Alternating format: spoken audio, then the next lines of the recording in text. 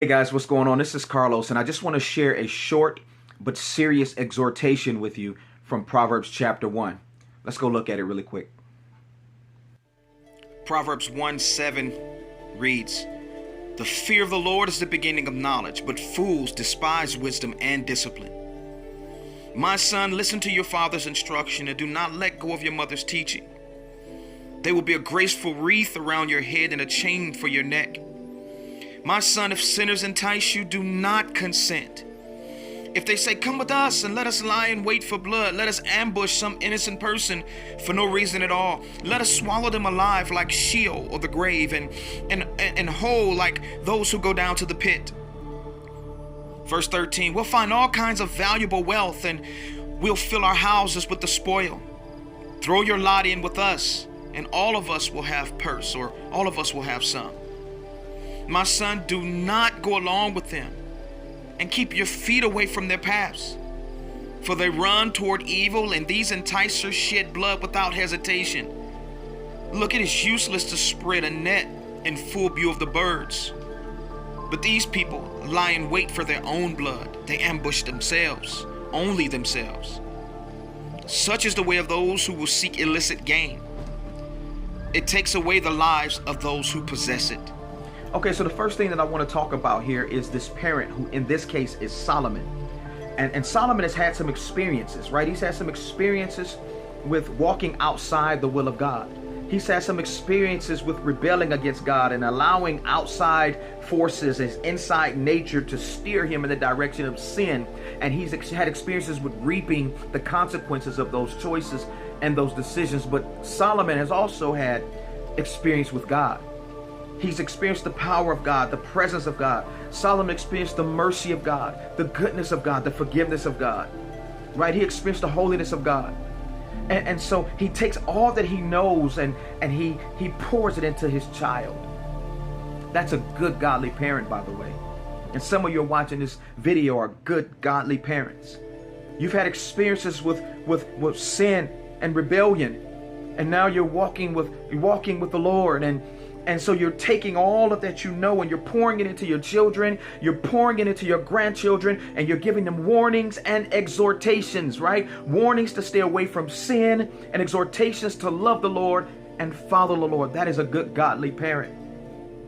And Solomon is telling his son that if sinners come to you and entice you to walk against God, to walk in rebellion of God, to be greedy for gain, and so much that it would cause you to harm others, innocent people. He tells them, don't do it. Flee this type of advice. Flee this type of influence. Don't follow their path. And some of you watching this video have received that type of wisdom. You've received that type of warning. You received that type of exhortation to love the Lord, to fear the Lord, to serve the Lord, to walk with the Lord and forsake sin. And then you were enticed. This enticement came from within. This enticement came from outside influences. You were enticed by friends. You were enticed by family. You were enticed by music. You were enticed by TV. And instead of heeding the wisdom, the warning, and exhortation from your good godly parents, you rejected it, and now you find yourself in a place where you are reaping the consequences of it. You may not see it that way, but take a minute and look around your life. Take a minute and examine your own heart, and take a minute and look at where you are. You are reaping the consequences of ignoring wisdom, of ignoring the warning, of ignoring the exhortation. My encouragement to you right now as you watch this video is heed the cry of wisdom. Heed wisdom. Heed the exhortation. All right. Listen to the warnings. Turn away from sin. Turn to Christ. Turn away from unbelief and put faith in Christ. And allow Him to deliver you. Allow Him to heal you. Allow Him to pull you up out the mess that you've gotten yourself in and put you in a place of rest, and put you in a place of peace, and put you in a place of joy.